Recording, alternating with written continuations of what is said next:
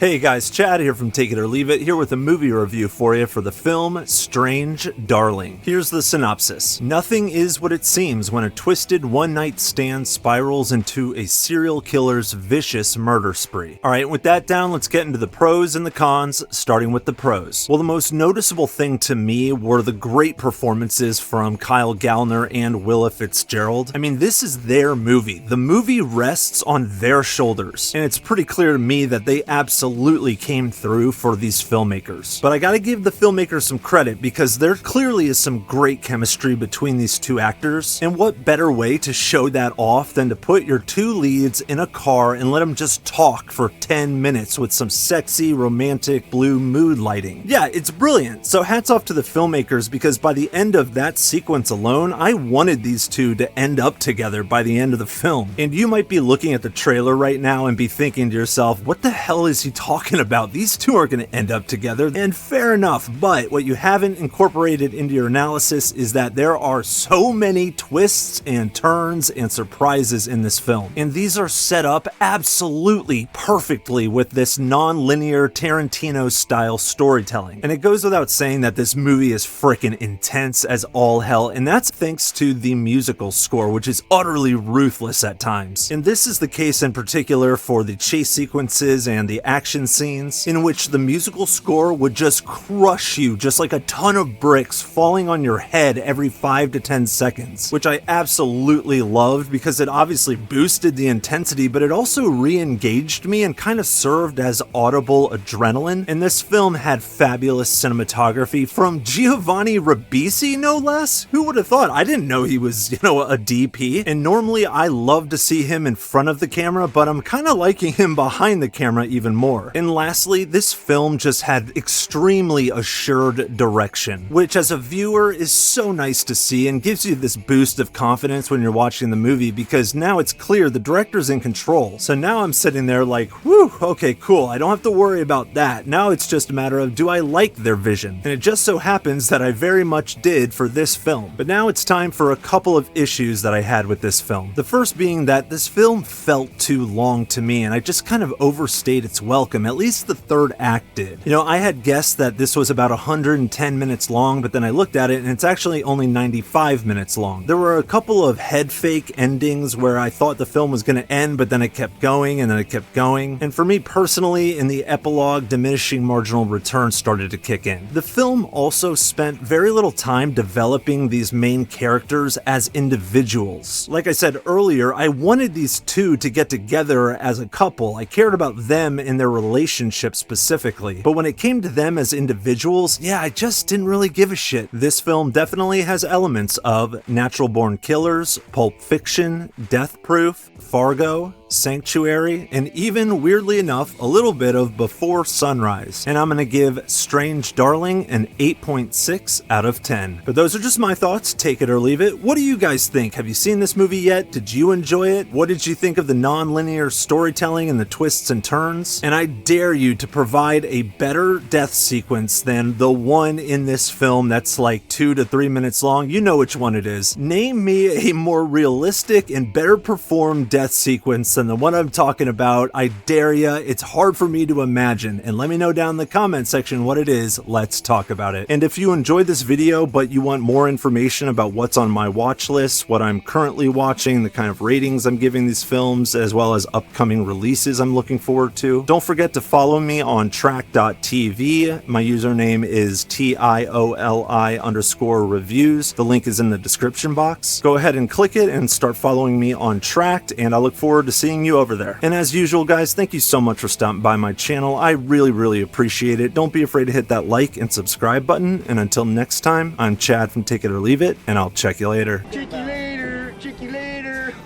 Hey, man, get off my case. Oh, man. Chicks don't want to hear that shit.